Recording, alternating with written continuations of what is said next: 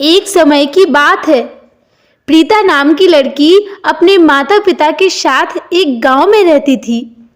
वो अपने माता पिता की इकलौती बेटी थी। उसके माता पिता उससे बहुत प्यार करते थे, इसलिए वह जो भी मांगती उसे लाकर देते थे। उसके पिता इतने ज़्यादा पैसे नहीं कमा पाते थे, लेकिन फिर भी वो अपनी बेटी की हर इच्छा पूरी करते थे। एक दिन प्रीता ने अपने पापा से कहा कि पापा, मेरी चप्पल पुरानी हो गई है, क्या आप मेरे लिए नई चप्पल लाओगे?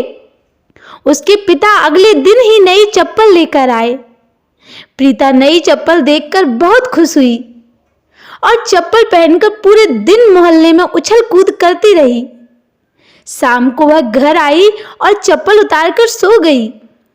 अगली सुबह प्रीता वो चप्पल नहीं पहनती है और अपनी पुरानी चप्पल पहनकर ही खेलने चली जाती है और अपनी मम्मी से कहते हुए जाती है कि मम्मी, मुझे ये चप्पल पसंद नहीं आई, मैं अपनी पुरानी चप्पल ही पहनूंगी।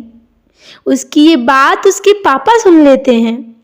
इतने में प्रीता बाहर खेलने चली जाती है। प्रीता के पिता उसके पीछे गए और उसे अपने पास बुलाकर कहा कि बेटा, अगर तुम्हें नई चप्पल नहीं पहननी थी तो तुमने क्यों मंगवाई, और तुमने उसे कल पूरे दिन पहन कर रखा, अब हम इसे वापस दुकानदार को भी नहीं दे सकते।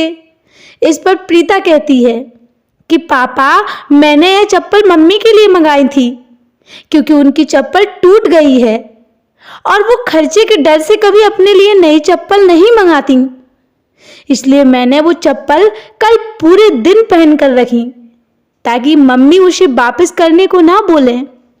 अपनी बेटी की ये बातें सुनकर प्रीता के पापा बहुत गर्व महसूस करते हैं और दरवाजे पर खड़ी मम्मी भी बेटी की बात सुन रही थी। वो भी मन ही मन बहुत खुश हुई कि इतनी सी बच्ची में इतनी समझ है। दोनों माता पिता एक दूसरे के सामने देखकर मुस्कुराते हैं और बेटी को प्यार करने लगते हैं।